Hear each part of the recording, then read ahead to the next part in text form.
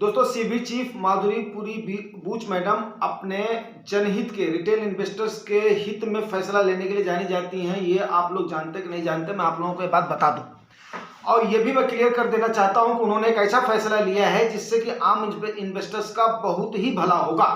आजकल आपको पता है कि तकरीबन आज के 10 सालों से सबसे ज्यादा स्मॉल कैप फंड्स रिटर्न देने वाले हैं। और अब की बात जो मार्च के बाद में अब तक की राइजिंग हुई है या करंट पिछले 3 साल में जो राइजिंग हुई है वो स्मॉल कैप की कमाल की ग्रोथ हुई है। अल्फा जनरेट करके स्मॉल कैप्स ने दिया है, ये भी बात सत्य है। बट अभी ऐसा है कि ठहराव का मौका आएगा, इसमें कोई दो राय नहीं है, क्योंकि हमेशा से ऐसा रिटर्न नहीं मिल सकता है, ये आप भी जानते हैं। और 2008 से लेकर के 18 तक की अगर मैं आपको इसकी स्थिति बताऊं तो बहुत ही बुरी हालत थी स्मॉल कैप की। क्यों? क्योंकि 2008 के जो टॉप पर, जैसे आज के टाइम पर टॉप पर है, जो भी एंटर किया था उसमें और जिसने लमसम एंट्री करी थी उसको मात्र 4 से 5% पर ईयर का रिटर्न मिला था। तो ये बात आप लोग मेरे ध्यान से सुन लीजिएगा। एसआईपी के अलावा लमसम करने की कोशिश भी नहीं करिएगा किसमें, स्मॉल कैप में। ये आप गांठ बांध लीजिएगा, एक तो नंबर 1। दूसरा क्या है कि माधुरीपुरी बूच मैम ने एक ये बहुत बड़ा फैसला लिया है कि हम स्ट्रेस टेस्ट लेंगे, किसका? स्मॉल कैप का। क्यों? क्योंकि मान लिया अगर कोई भी, आपको जैसे पता है क्रैश लैंडिंग में स्ट्रेस कैश लैंडिंग होती है या स्ट्रेस का मैनेजमेंट होता है, वैसे ही मार्केट में भी स्ट्रेस की टेस्टिंग होती है। आप लोग इस चीज को जानते हैं? अगर जानते हैं तो मुझे कमेंट करके जरूर बताना। अभी उन्होंने जो ये कहा है उसमें बहुत बड़ा जनहित छिपा हुआ है।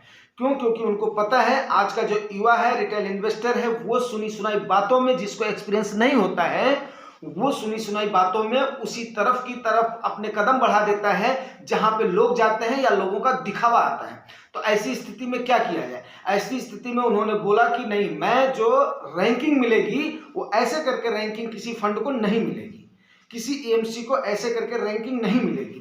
सबसे पहले इसका स्ट्रेस टेस्ट होगा। स्ट्रेस टेस्ट किस प्रकार से होगा? उस स्ट्रेस टेस्ट में एक ऐसा टेस्ट लिया जाएगा कि सपोज करो कोई भी क्रैश की स्थिति बनती है और उस समय 20% की मार्केट फॉल हो जाती है और 20% लोग कम से कम अपने पैसे को रिडीम करते हैं या चाहते हैं कि मुझे कैश चाहिए। जैसा कि उस समय भगदड़ मस्ती है, उस समय भगदड़ मस्ती है, तो क्या उस समय वो फंड मैनेजर कैपेबल हैं कि जो कि माइक्रो कैप में, स्मॉल कैप में, नैनो कैप में या और एमएसएमईज में अपना पैसा लगाए हुए हैं, इन्वेस्टर्स का पैसा लगाए हुए हैं, वो क्या लिक्विडिटी को प्रोवाइड करने की स्थिति में हैं? ऐसे क्रैश टेस्ट से गुजरने के बाद में ही उनको रेटिंग दी जाएगी।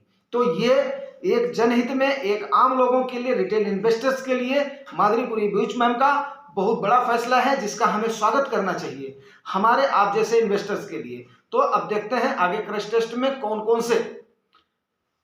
कौन से फंड्स स्ट्रेस टेस्ट में आगे आते हैं, उनकी रेटिंग क्या मिलती है, ये देखने का विषय होगी। जैसा होगा वैसा आपको अवगत किया जाएगा। और जाहिर सी बात है, जिस फंड को बढ़िया स्टार रेटिंग मिलेगी, उस फंड की कैपेबिलिटी बढ़िया होगी, उसकी लिक्विडिटी बढ़िया होगी, उसका जो है किसी भी क्रैश की स्थिति में उसकी सेफ्टी बढ़िया होगी।